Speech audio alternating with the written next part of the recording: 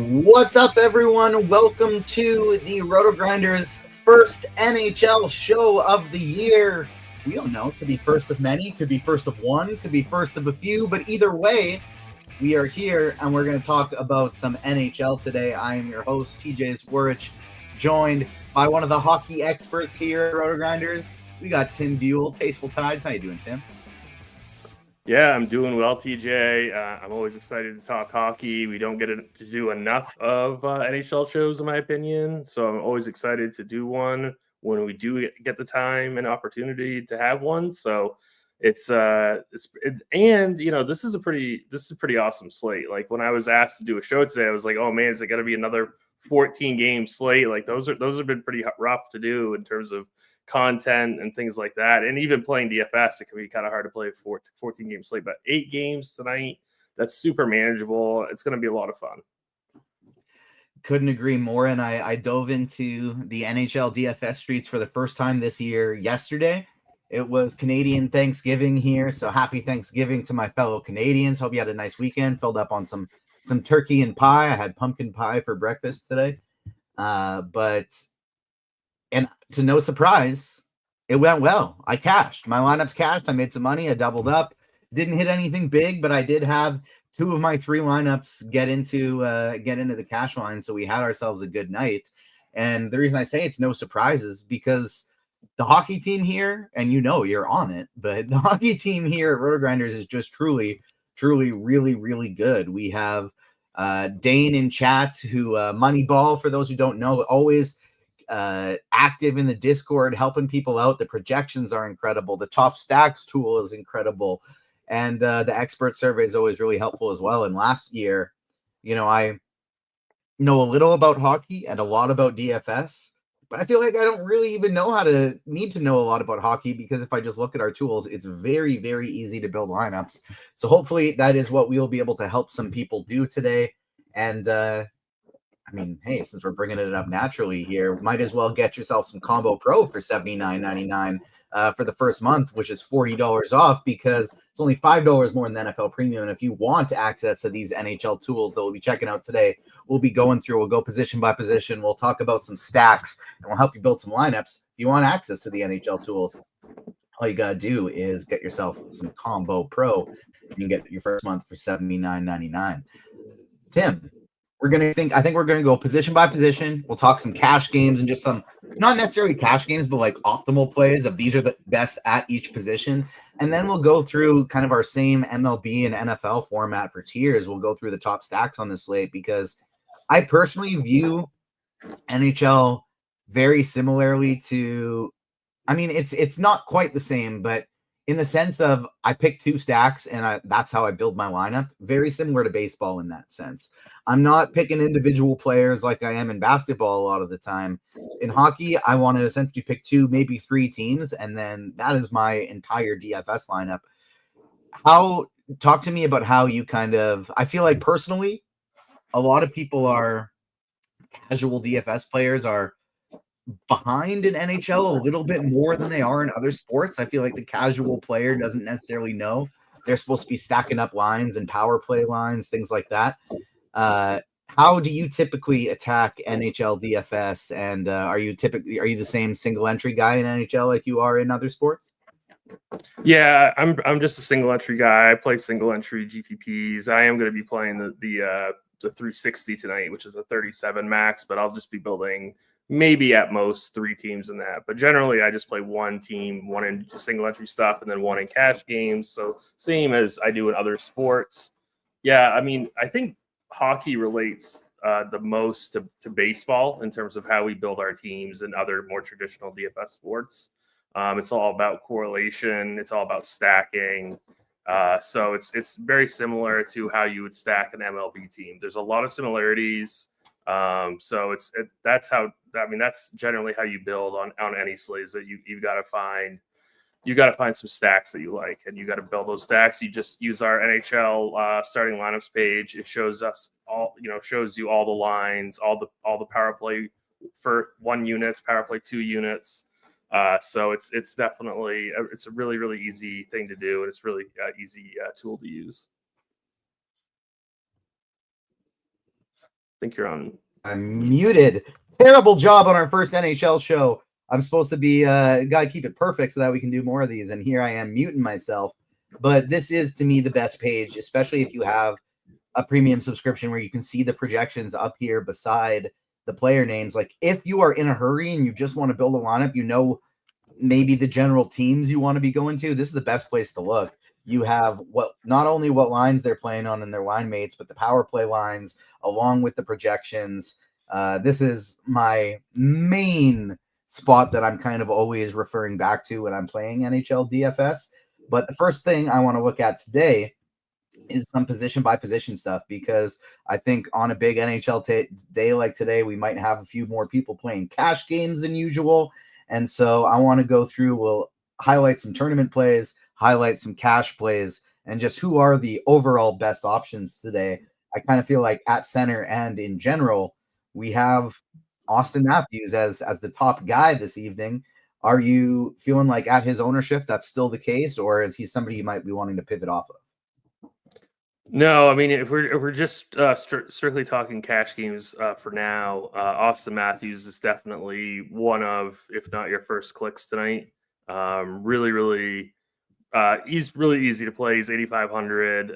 Toronto is on a back-to-back, but I'm not really that concerned with the rest disadvantage here against Nashville. Toronto playing at home. I do like the spot quite a bit for Austin Matthews. So he's definitely your guy in like optimal builds. Definitely your guy in lower risk type punk contests. And he's definitely worthy of GPP play just because he has a massive ceiling each and every time he touches the ice. So definitely no issue with Austin Matthews. And I think we have him around 16% right now. I don't know if he's going to get much higher than that. So despite the fact that he is going to be highly owned, I don't think it's too high. Cash games today, are you essentially going, you play Austin Matthews at one center spot, you play I just lost my page here. You play Aho at your other center spot and move on? Yeah, Sebastian Aho at 6,600. We're going to be talking a lot about Carolina today, whether it just be position by position or when we talk about stacks. Carolina is going to be a really, really tough team to fade, and you should not be fading them in cash games. You should be getting, I'd say, at least 3 in your cash games tonight. Like Carolina is definitely the team to be getting a lot of exposure to. So I think 3 is fair. I might even go up to 4. I'm not entirely sure yet, but you're playing at least 3 in cash tonight. Yeah, I think that makes sense today. If I have on one of my main single entry lineup today, if I'm doing actually, hold on. I'm gonna reserve that question for when we're in the tier sections and when we're talking about stacks, because I am worried that my main single entry lineup today might be a little bit too chalky. But who would be some of your other tournament pivots at the center position? Nick Suzuki, a guy that is written up in the expert survey today. We got Boggs Light already having tagged him. He's looking like a pretty interesting pivot. Who else would you be looking to get to at the tournament position? My 3 lineups, I think I have Aho, Suzuki, and Johnson as the 3 guys that I'm looking to build around. Yeah, so Nick Suzuki, that Montreal top line, I think, is really, really strong today in GPP. So I absolutely have no issue with Nick Suzuki. Just trying to pull up lineup HQ right now, and I'm trying to find. Here we go. Oh, Mason McTavish, I like quite a bit at 5,600. Same thing with Leo Carlson at 5,300. Carlson's going to be the lower owned of the 2, but Carlson also gets first power play exposure. So, I think Carlson and McTavish, another team we're going to be talking a lot about tonight is Anaheim. So I think those 2 guys at the center position are really solid GPP plays. And then, we talked about Austin Matthews, but we didn't really say anything about Connor McDavid yet. So I think he's a really, really strong play. Not an amazing matchup against the Rangers, but he's going to be, I think, fairly low owned tonight. And anytime you can get a player like that with that much upside at fairly low ownership, I think you can definitely take shots on in GPP. So I think Connor McDavid, I don't even think you necessarily need to get the full stack. You could just play Connor McDavid as like a contrarian one-off. Same thing with Sidney Crosby. 6,800. I know he's getting up there in years, but under 7K, I think that's a pretty nice price point for him. And he's kind of like in that Aho Suzuki tier. So I think Crosby makes for a really solid GPP play. If you're watching us on YouTube, make sure to hit that like button, subscribe, hit the notification bell. But especially if you want more NHL shows this year, let's keep an active chat, get your questions in, and make sure you're hitting that like button, because that is the way to get yourself some more shows. If the demand is high, then we can keep doing this type of thing. So keep hitting that like button for us. Joe in chat, Joe Adamo, we'll shout him out one more time because he just had a big hit on NFL the other night.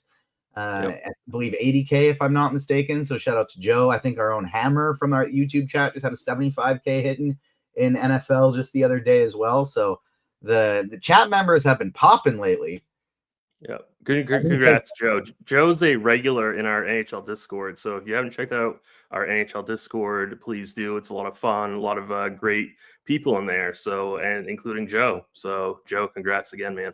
And incredibly useful too if you're playing, because like if you are playing on a slate with multiple games, especially, you got to be tuning into that Discord, because Dane Moneyball will be in there dropping the line changes right up until lock. If somebody was expected to be in line 1, they're dropping a line 3. NHL Twitter is not like NBA Twitter. It's not like MLB Twitter. You're not going to find that immediately and be able to adjust your lineups near as easily as you can with some of the other sports. So you want to head over to the RotoGrinders NHL Discord and make sure you are up to date over there, because I've had some huge NHL wins from last minute switches from that Discord, where it's like, oh, hey guys, line 1 has switched today for a team we really, really like. And so you switch to that lineup and you end up playing some players who are nowhere near as chalky as other guys in the spots we thought these other guys were going to be in. And so, like Mr. Relevant said, some really great NHL content and information in the NHL Discord. So head yourself over there. We got Ben in chat, first-time listener. What's up, Ben? Thank you so much for joining us, my friend. But Joe said, CJ, you're Canadian. By default, you're supposed to know hockey. I know my hockey, okay? I don't. Do I know how to pronounce Sebastian Aho? No, I thought it was Aho. But I still got that seeped into me Canadian hockey knowledge. What gave me the bug, and actually I probably wouldn't have this job if it weren't for fantasy hockey, because it's what gave me the itch. I can't remember if I was 13 years old, 14, somewhere in that range, but I did a hockey draft with my dad, and I'd kind of like helped him out with some stuff before, but this was the first time I was getting my own team, and I'm playing with, it was me at 13 and a bunch of 40 to 60 to 70-year-old dudes in this hockey draft who have all been doing it for 30 plus years. And in the very last pick, in the last round of the draft, with my final pick, I decide, okay, I'm going to go with this rookie who he hasn't been signed to a contract yet. So there's a chance he might get sent back down to junior, like sometimes guys get drafted, they play another year in junior. That might happen with him here. I think I'll go with him in my last pick. It was Patrick Kane. Ended up putting up like 70 or 80 points that year. And in my first ever hockey draft as a kid, I ended up taking it down a couple $1,000, which as a 13-year-old was really, really cool. But I did know there are 2 Sebastian Ahos. That actually is something I did know. Tim, at the center position, if you had to punt, is there any of these options super low you'd go with? It's crazy that Austin Matthews is our second highest point per dollar option at $8,500 at center today. But like Dowd, Kindle, Wenberg, Gourde, would you be willing to punt with any of these guys, or is the opportunity cost just a little too high? I think the lowest I would go is 4K Connor McMichael. And I don't even really love him that much. I don't want to say every slate that I don't like to punt center, but I would say most slates I don't usually like to punt center unless there's some kind of like really, really amazing matchup or like bad price or something like that. But I honestly don't think I'd go below 4K today. I don't really like anybody here that's super cheap. Like, Nick Dowd is min price 2,500. I mean, I get it. I just don't want to waste the center position, paying that far down. So I just, there's a lot of raw points at center this evening. All right, well, let's pivot to the wing position. Early in the year, I like when I've been building my lineup so far, because it kind of feels like teams are actually playing players in the positions that they are eligible for on DraftKings. And it's always the worst when you have a couple lines you really like, and it's like they don't actually have a player who is a center in their lineup. And so it's really tough to stack up this team. Hasn't quite been the case this year, but I'm noticing at the wing position today, there's a lot more value that looks palatable in comparison to the center position. Somebody like, I don't know if I'm getting this one right, Seneke, somebody like Cowan, somebody like Blake. This spot is looking a lot nicer to me than center to punt at, and I do have basically one of these guys who are very cheap in each of my lineups. Yeah, Beckett Seneca is definitely, if Austin Matthews isn't your first click and cash, then Beckett Seneca is going to be your first click and cash games. Granted, he's had two pretty good matchups to start off the year. He's put up 5 shots. He put up 5 shots in goal and a goal against San Jose. He put up a goal against Seattle. He's playing high teens minutes too. Like, this guy's got to be, I'd say, $1,000 to $1,500 too cheap right now. So get him in there while you still can. There's a case to be made in GPPs because his ownership is going to be through the roof. But if you're, like I said, if you're playing more optimal style stuff or cash games, Seneca is an absolute must. Easton Cohen at 2,700, going to be playing even strength with Matthews and Knees. So it's definitely he's a really strong value as well.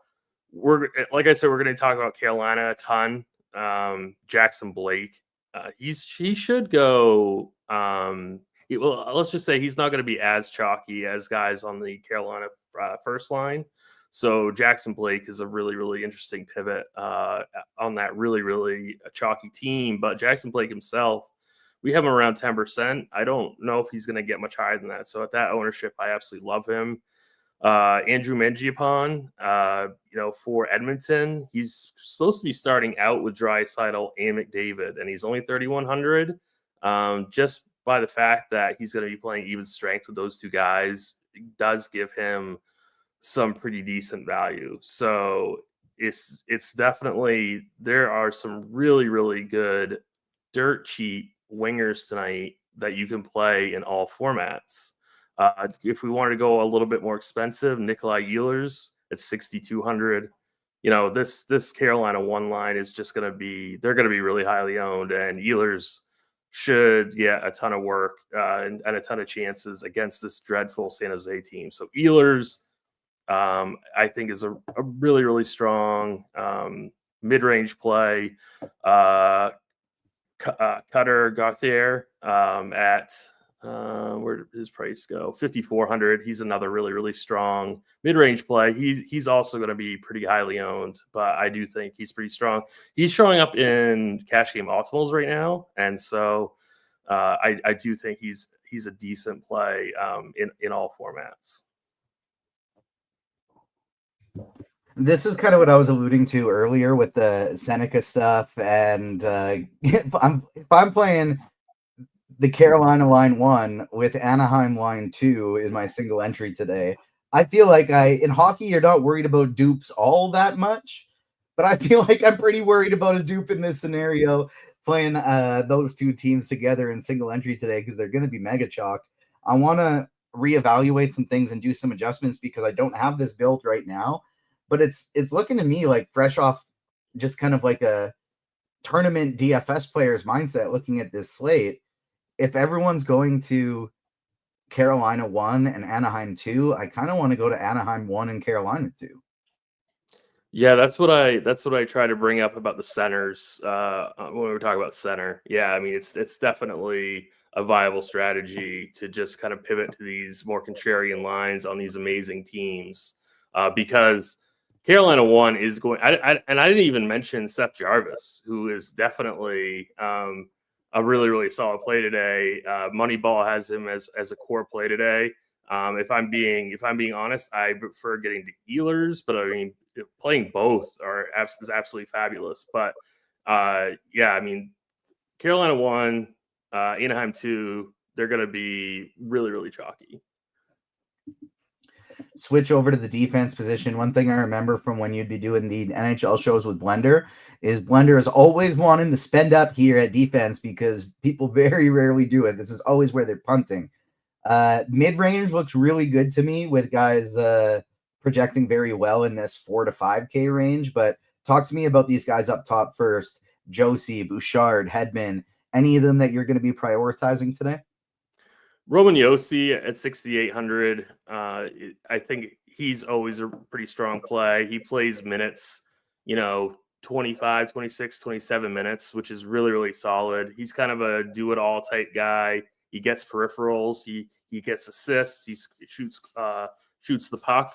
So I think Yossi is my favorite spend up, but I don't think he's a cash game play. I think he's fine as a one-off in GPPs. I don't really like Nashville all that much on the whole this evening, but Yossi's always really strong. Same thing with Evan Bouchard at 6,600. But again, I don't think the matchup is outstanding for Edmonton here. I think this would only just be, diversifying your portfolio, getting different with an Edmonton stack, but not really a team that I absolutely love here. So I don't know if it's really. I understand the theory of paying up at defense.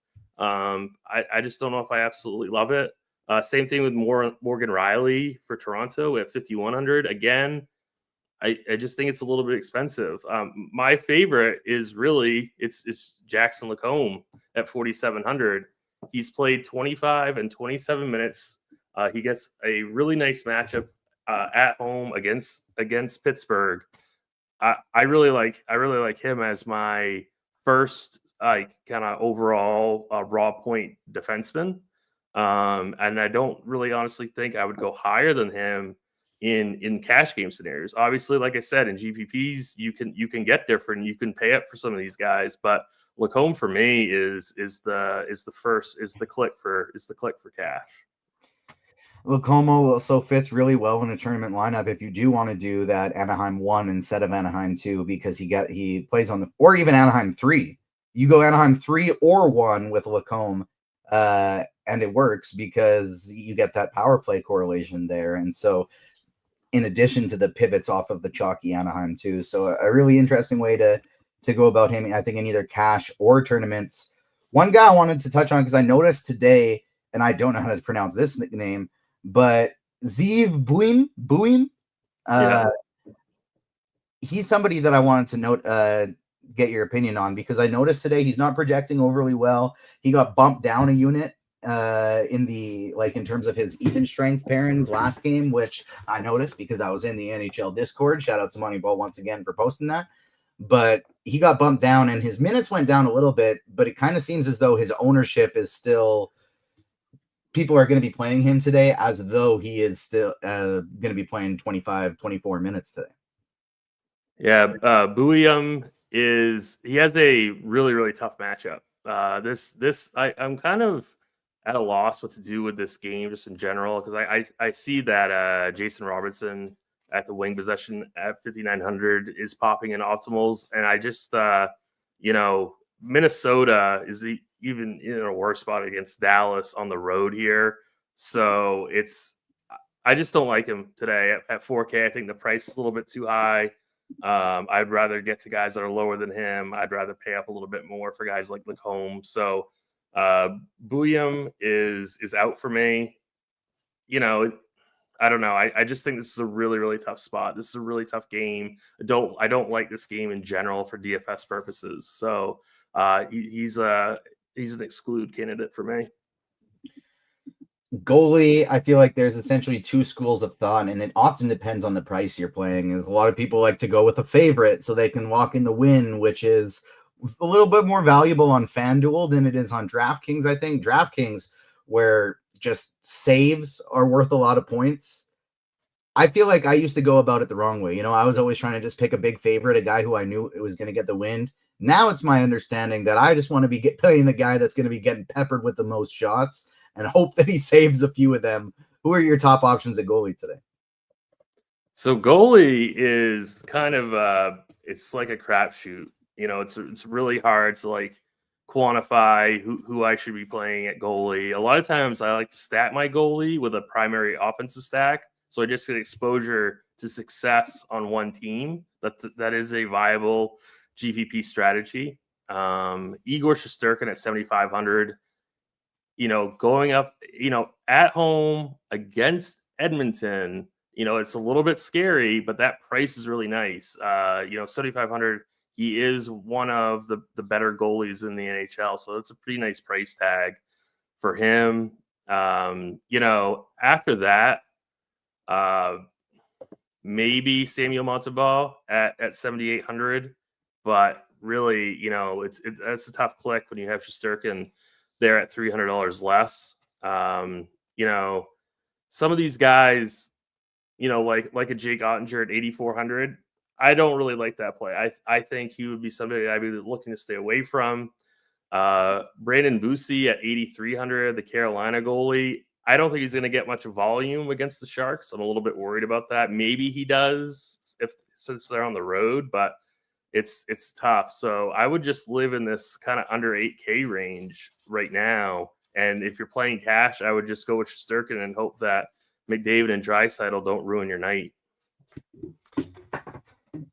In tournaments, are you feeling like you'd want to avoid Ottinger as well, or is that more of a cash thing to get salary access? No, I honestly, I don't like that game in terms of volume.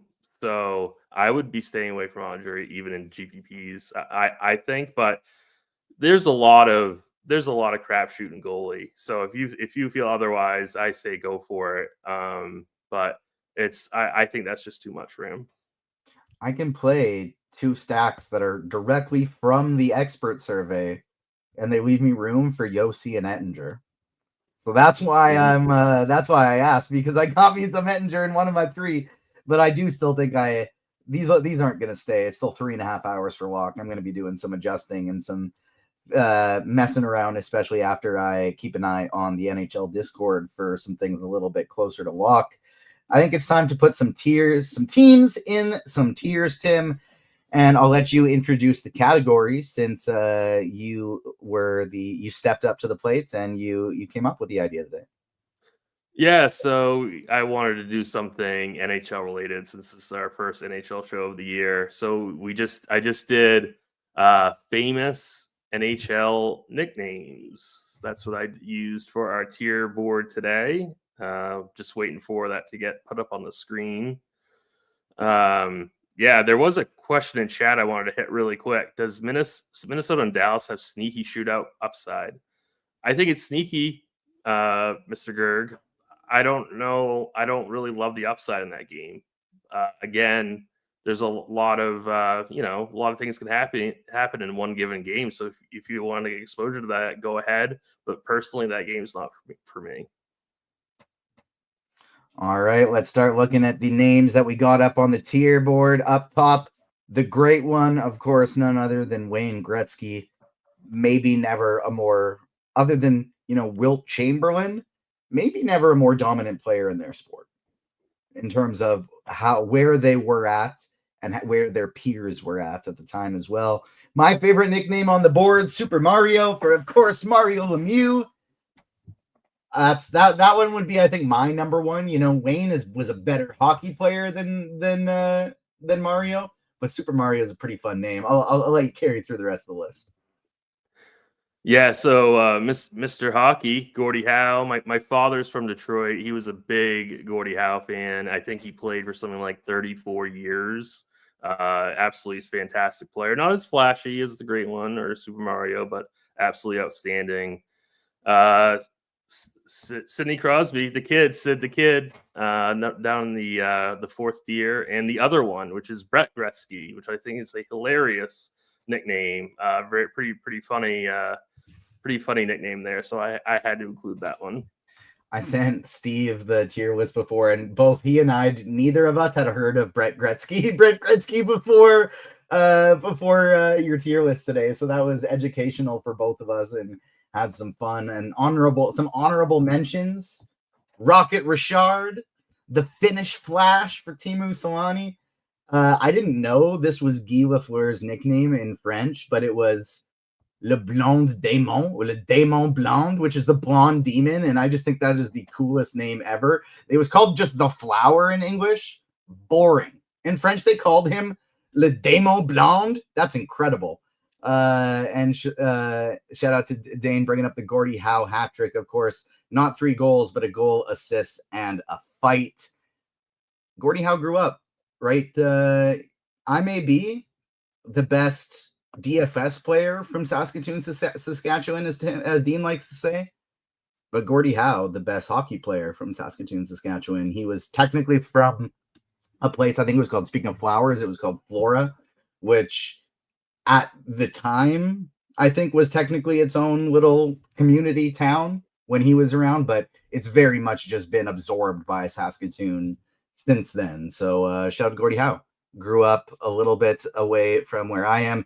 And Dane's saying Saskatoon is the hockey capital of the world. I love it. Now give us our own hockey team. I think we could support it. But it's time to put some teams in some tiers. Starting over on the East Coast, we got Seattle and Montreal, Tim. Both teams with the stacks popping up in the expert survey. I won't give out the details because you should get that Combo Pro, get yourself some access. But both of these teams written up as some potential tournament targets today. Yeah, so I guess I'm not as high on Seattle as maybe a couple of the experts in the expert survey. Don't really like them much today as a stack. So I'm gonna put Seattle in the kid tier. Yeah, definitely just not really a team that I'm that high on. I am gonna put Montreal in the Super Mario tier. They're not quite a top tier stack. I do like getting exposure to Montreal 1. I think you can include Montreal 2, and then don't forget about Lane Hudson at 4,800 on that power play 1. Correlates with that line 1, which is a fully correlated stack of both even strength and the power play. So I do like the Canadians, especially line 1. So they're a Super Mario tier team for me. I got Hudson in my Montreal stack, so we're speaking the same language. It does sound, though, like based on your breakdown, Tim, when I'm looking at my 3 teams, one of them is the chalky Anaheim and Carolina. The other one is a less chalky but very high upside Toronto and Montreal. The one it sounds like I need to make some adjustments on is the Dallas and Seattle team. Because I mean, that's just my opinion. It's just my opinion. I don't know. I mean, I'm very influenceable in sports that I'm not as knowledgeable about. I know the DFS side of things, but in NFL, like, I'm going to stick to my guns regardless of what people say. Same in NBA. In baseball and hockey, I'm very influenceable. Yeah. I mean, they have a 2.5 goal total on the road. I know that they're reasonably priced, but I don't know. I kind of have faith in Montembeault. So it's just really, Seattle's just not really a team I'm looking to tonight.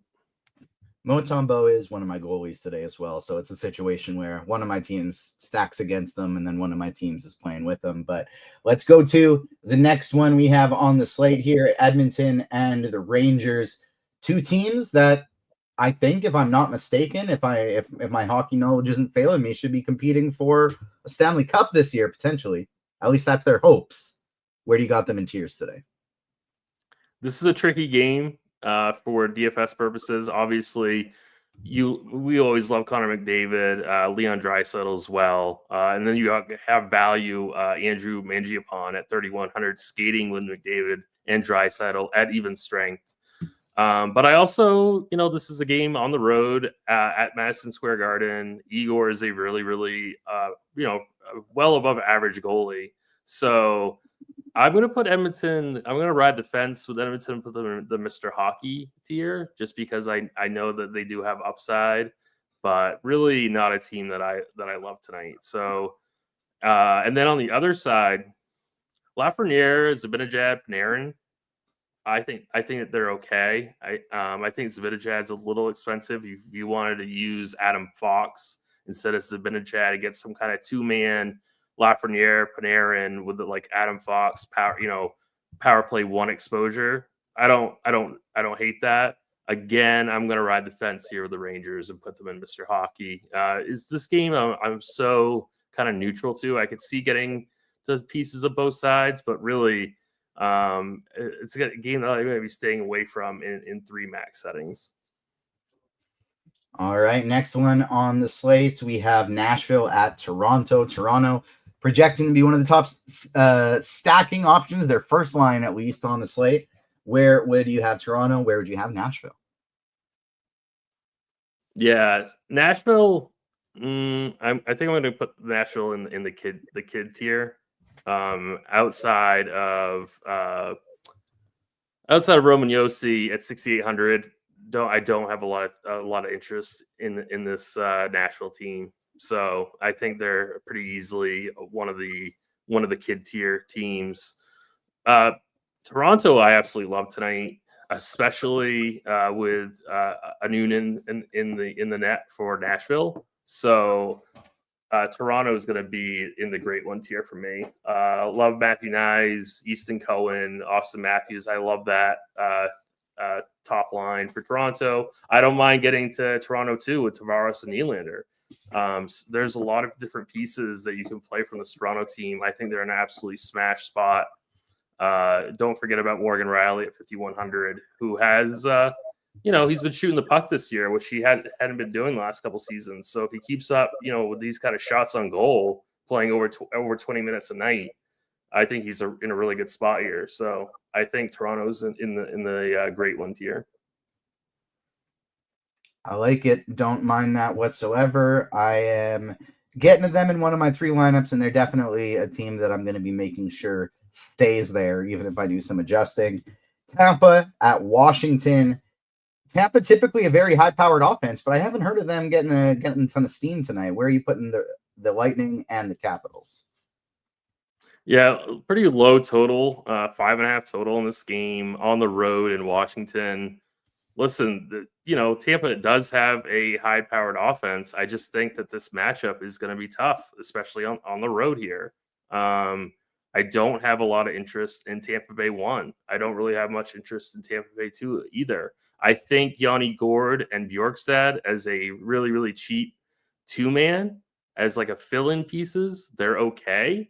But I honestly, in terms of like the expensive players on this side, I don't really love it. So I'm going to put Tampa Bay here in the kid tier.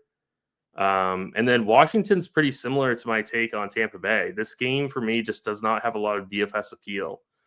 I don't mind line 2 for Washington. Some of these cheap Washington blue liners like Rasmus Sandin at 2,700, I think he's a decent value. Matt Roy, same thing, 3,200. I think he's okay as well. So I think I'm going to put Washington in the kid tier as well. Calgary Flames, Vegas Golden Knights set up in the next one. Golden Knights are projecting pretty well here. They got over a 3-goal implied team total.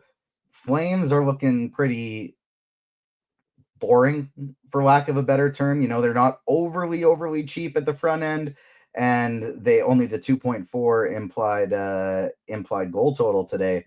Where do you got the Knights? Where do you got the Flames?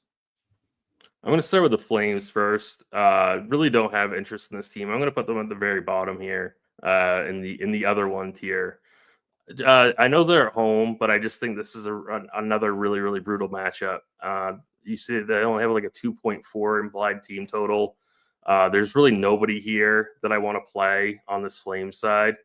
Mackenzie Weegar at 6,300. I think even he's a little bit too pricey for me, and I'm a huge fan of his. So he's just too much. On the other side of this game, though, I think this Golden Knights team is not going to get played a whole lot. and I think they're in a pretty decent spot going up against Dustin Wolf.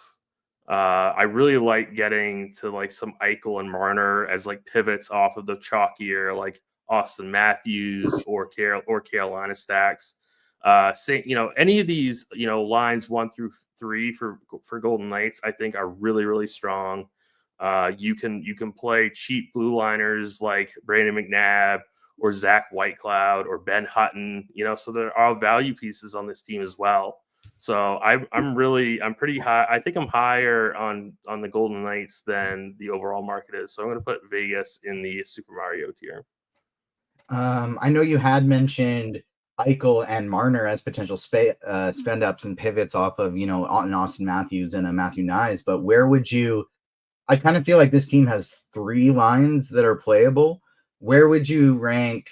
Line 2. Sub 5K average, like almost a 4K average price for that line.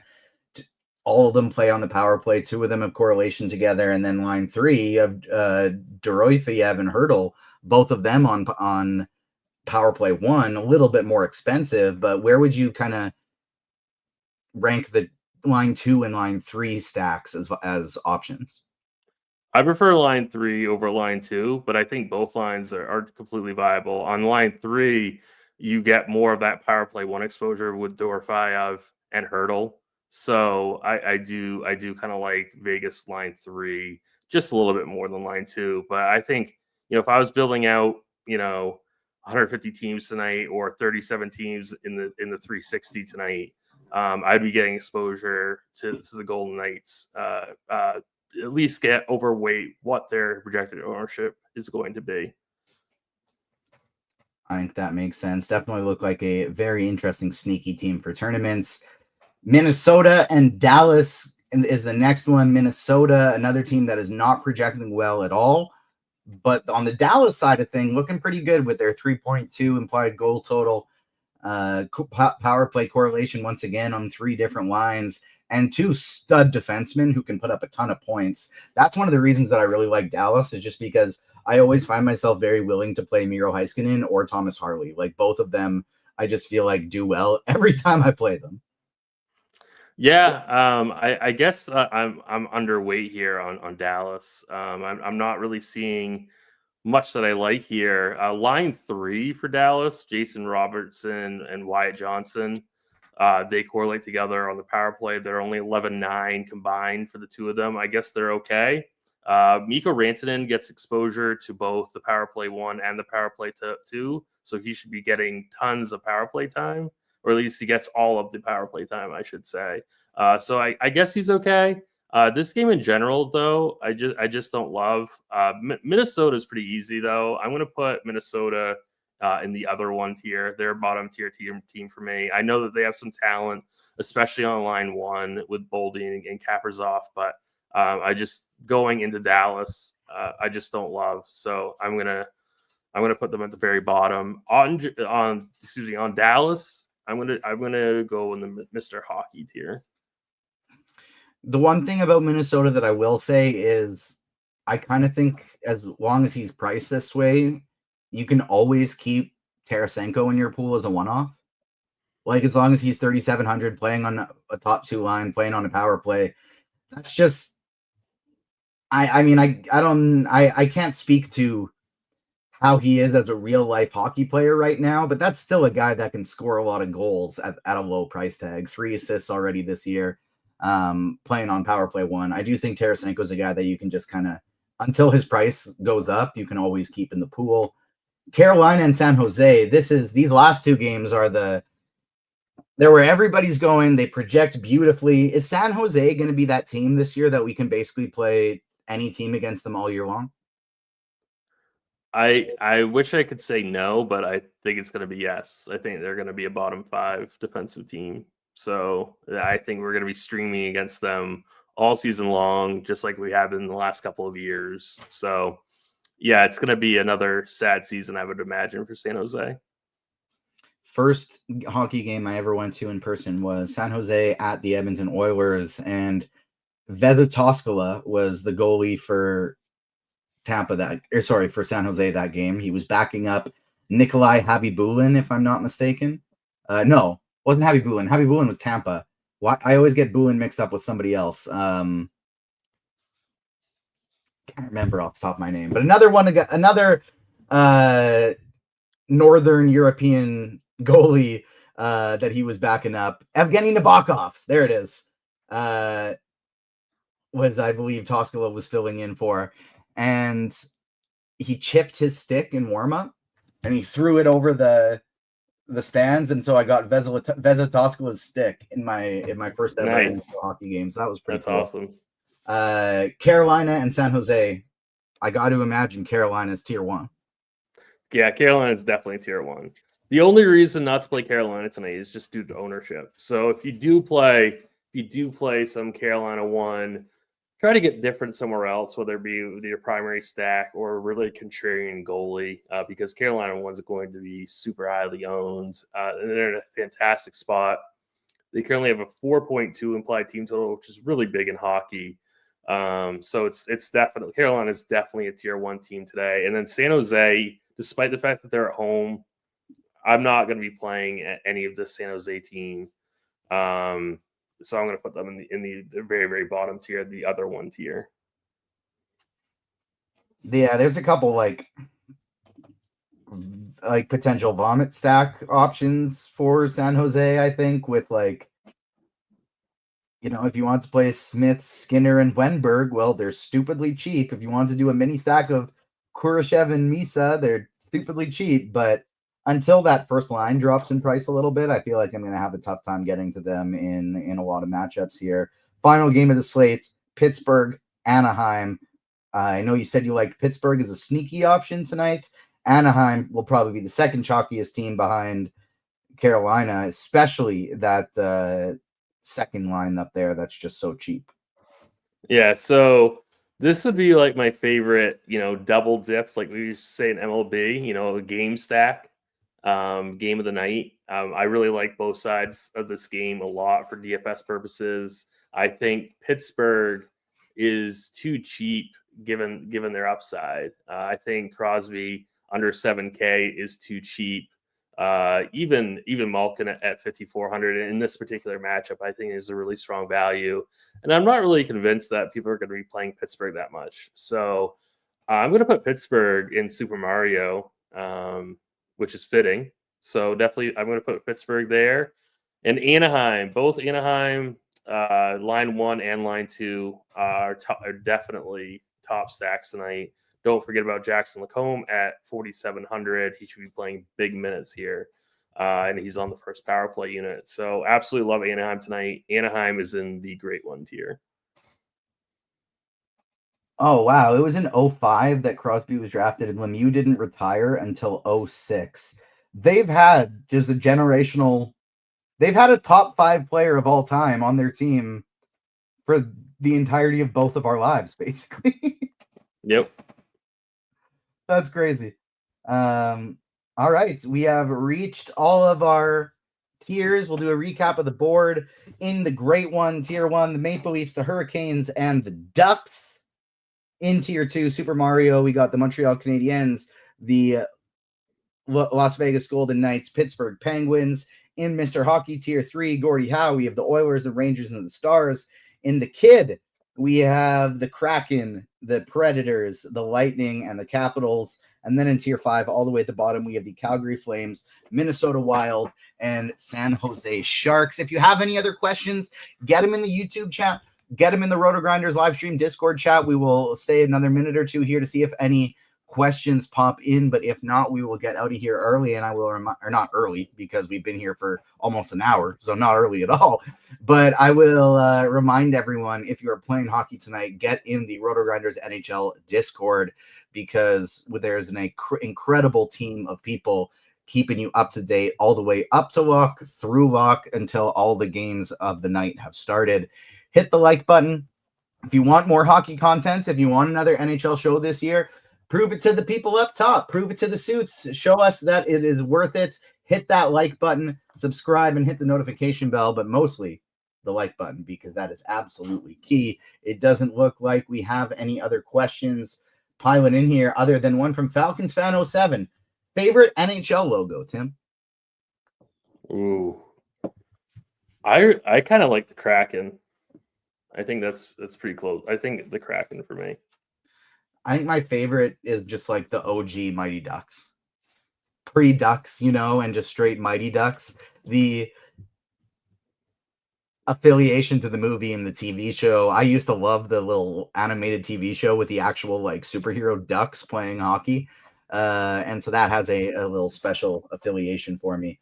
Another question here in Discord, Hutton or Parikh at 2,500 for DK Cash? I think it's Hutton. I'd go Hutton. All right. That will do it. Thank you so much, everyone, for tuning in to our first hockey show of the year. Hopefully, first of many. On behalf of myself, Tim, Roscoe, Steve, working hard, doing a wonderful job behind the scenes. And a great note from Dane here. Hutton might not play if Hannafin is back. So that's one of the reasons why you got to check out the NHL Discord, because if Hannafin's playing, you want to make that pivot, and the Discord's where you're going to find out that action. So thanks so much for tuning in. On behalf of myself, Tim, Steve, working hard behind the scenes, doing an incredible job. We'll see you next time, everybody. Good luck tonight. Peace.